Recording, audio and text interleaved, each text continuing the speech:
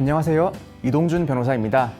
오늘은 노년 재산 관리와 관련된 법률 이슈 중 황혼 이혼 그리고 황혼 결혼에 대해서 이야기를 해보도록 하겠습니다. 우선 황혼 이혼에 대해서 말씀을 드릴게요.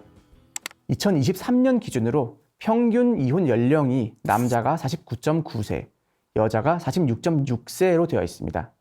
이 말인즉슨 거의 50세 수준이 이제 평균적인 이혼 연령이라는 의미가 되고요. 또 연령별 이혼 건수의 경우에 특히 남자는 이제 60세 이상이 그 전체 이혼 건수의 구성비의 20% 가량을 차지하고 있는 것을 알 수 있습니다. 즉 황혼 이혼이 굉장히 사회적으로 많이 일어나고 있는 상황이라는 것을 의미를 하겠죠. 네, 이제 이혼의 종류에 대해서 한번 살펴보겠습니다.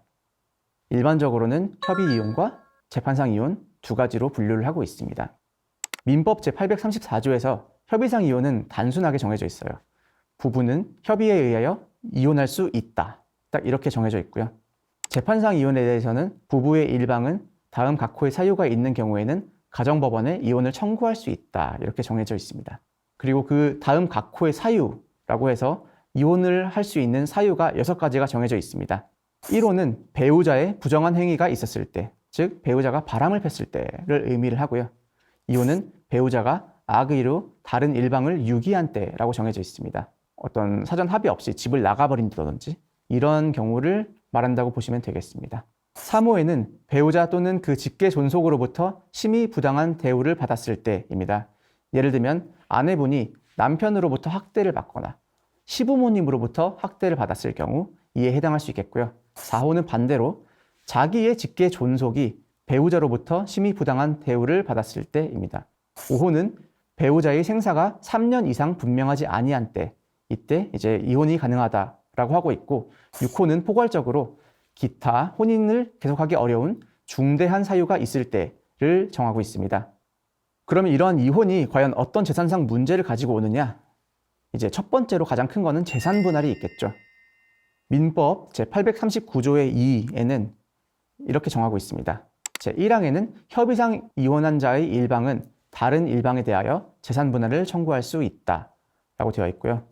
2항에는 제1항의 재산 분할에 관해서 협의가 되지 아니하거나 협의할 수 없는 때에는 가정법원은 당사자의 청구에 의하여 당사자 쌍방의 협력으로 이룩한 재산의 액수, 기타 사정을 참작하여 분할의 액수와 방법을 정한다 라고 정하고 있습니다. 결국에 양측이 협의를 해서 재산을 어떻게 분할할지 정하고, 만약에 그 협의가 진행이 되지 않아서 결렬이 된 경우에는 법원에서 이를 심판을 통해서 정해주겠다라는 것을 정하고 있습니다. 재산 분할과 관련된 대법원의 결정례 가지고 온 게 있습니다. 결정례의 원문을 다 읽어드리긴 어려워서 그 취지를 간단히 설명을 드릴게요.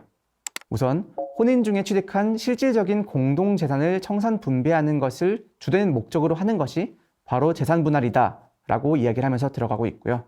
그리고 부부 일방의 특유재산은 원칙적으로 분할의 대상이 되지 않는다. 다만 일방이 적극적으로 그 특유재산의 유지에 협력하여 그 감소를 방지하였거나 그 증식에 협력하였다고 인정되는 경우에는 분할의 대상이 된다라고 판시를 하고 있습니다. 여기서 말하는 특유재산이라는 것은 혼인 전부터 각자 개인으로 가지고 있던 재산이나 아니면 혼인 이후라도 상속이나 증여와 같이 개인으로서 받게 된 어떤 형성된 재산을 의미한다라고 보시면 되겠습니다. 그런데 이러한 특유재산도 부부 상대방이 감소의 방지 혹은 증식의 협력이 있었다면 분할의 대상이 된다라는 의미가 되고요. 아주 극단적인 예를 들었을 경우 내가 상속받은 1억 원을 내 배우자가 재테크 등을 통해서 3억 이렇게 불렸을 경우, 그러면 이거를 분배하지 않으면 조금 억울할 수 있겠죠. 이런 경우에는 분배의 대상이 된다라고 이해를 하시면 되겠습니다. 이러한 재산 분할은 현금, 부동산 이런 것뿐만이 아니고 주식, 이러한 증권 형태의 재산들도 포함이 되고, 추가적으로 장래 발생할 연금이나 퇴직금 이런 것들까지도 모두 포함이 됩니다. 그리고 심지어 채무도 일정 부분 포함이 되는데요. 공동재산의 형성에 수반하여 부담한 채무인 경우에는 청산의 대상이 된다라고 합니다. 예를 들어서 일반적으로 집을 살 때 현금으로 100% 그 매매 대금을 지급하는 경우는 잘 없죠. 은행에서 대출을 끼고 집을 마련을 하는데 이렇게 부동산에 들어가 있는 그 은행의 대출금 이런 것들은 공동재산의 형성의 수반에서 발생한 채무이기 때문에 분할의 대상이 된다라고 이해를 하시면 되겠습니다. 그러면은 소득이나 이런 것들이 그 기준이 된다라고 하면은 아니 나는 가정주부였는데 내가 아무것도 번 게 없는데 나는 그런 분할을 받지 못하는 것이냐라고 생각하시는 분도 계실 거예요. 그런데 10년 이상 혼인 생활을 유지한 전업주부의 경우에는 경우에 따라 달라지겠지만 절반 수준까지도 기여도가 인정되는 경우가 많이 보이고요. 그리고 10년이라는 기간이 아니다 하더라도 얼마나 그 가정에서 배우자의 소득 생활에 기여를 했는지 이런 것들이 다 참작이 되기 때문에 그런 것들 또한 근거로 어떤 기여도가 산정이 된다는 점 알고 접근을 하시면 되겠습니다. 네, 이혼과 관련된 재산상 문제, 두 번째는 이제 위자료가 있겠죠. 위자료라는 것은 이혼 사유를 제공한 유책 배우자가 상대방 배우자에게 지급하여야 하는 금원을 의미합니다. 이는 재산 분할이랑은 별개의 것으로 일종의 손해배상, 정신적 고통에 대한 배상의 의미를 가진다고 보시면 되겠습니다. 위자료의 액수는 개별 상황에 따라서 천차만별로 달라집니다. 0원, 아예 없을 수도 있고요. 아니면 수억 원까지도 올라갈 수 있습니다. 이는 혼인 기간이나 아니면 재산의 상태, 이혼의 책임, 그리고 이혼 책임이 발생된 기간, 이혼 전후 생활 여건, 이러한 재반 사정들이 여러 가지가 고려가 되기 때문에 이 부분 또한 전문가와 상담을 받아서 위자료가 어느 정도 나올 것 같다라는 것을 예측할 수 있겠습니다. 재판상 이혼뿐만 아니고 위자료 액수의 합의만 있다면 협의 이혼에서도 위자료의 지급이 가능하게 됩니다. 세 번째는 재산분할 합의서입니다. 협의 이혼이나 재판상 이혼에서도 마찬가지로 일정 부분 효력을 발생할 수 있는 내용인데요. 이거는 일단 협의 이혼에 따른 그런 재산분할 내역을 명확히 하기 위한 서면이라고 보시면 되겠습니다. 다만 협의 이혼이 완료되었을 때 효력이 발생하기 때문에 이혼 신고 이전에는 이를 번복하고 재산분할 청구 소송을 하는 것도 어느 정도 가능한 부분이 있습니다. 심지어 공증을 받은 경우에라도요. 그렇지만 아무 때나 그게 되는 게 아니고 대법원에서는 법원이 합리적인 이유를 제시해야 할 수 있는 상황에서 이러한 합의서에 반하는 분할을 할 수 있다라고 판시한 바 있습니다. 네, 이번에는 결혼에 대해서 한번 알아보겠습니다. 결혼에는 크게 두 가지가 있죠. 법률상 혼인이 있고 사실혼이 있습니다. 법률상 혼인은 민법 제812조에서 정하고 있고요. 혼인은 가족관계의 등록 등에 관한 법률에 정한 바에 의하여 신고함으로써 그 효력이 생긴다라고 정하고 있고요.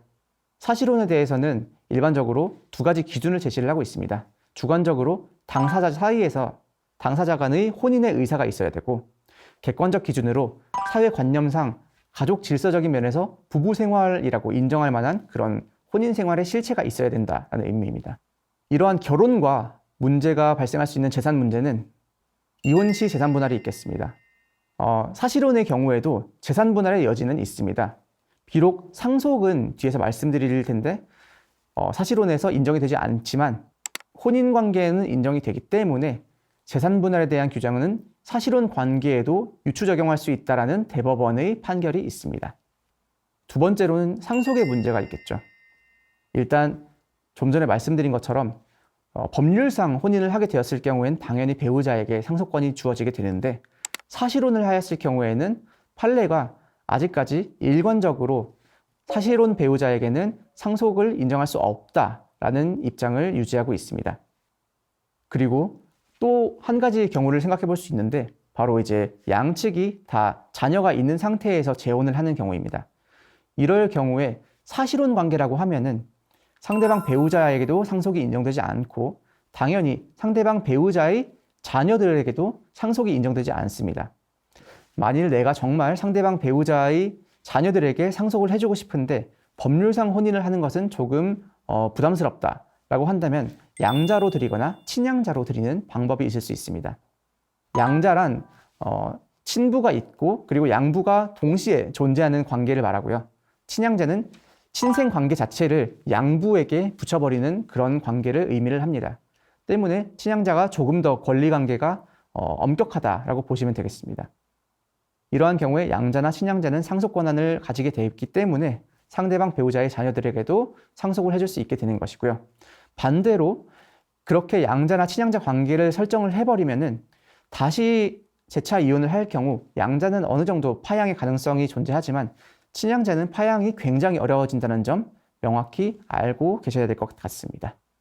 결론적으로 황혼 결혼, 황혼 이혼 이런 것들은 행복을 위한 것이고 그 자체가 행복을 추구하는 것이긴 한데 그에 따라서 오는 재산 관계는 상속이라든지 재산 분할과 같이 굉장히 큰 영향을 미치는 점이라는 것 반드시 알아두시고 진행을 하시는 게 좋을 것이라고 생각합니다.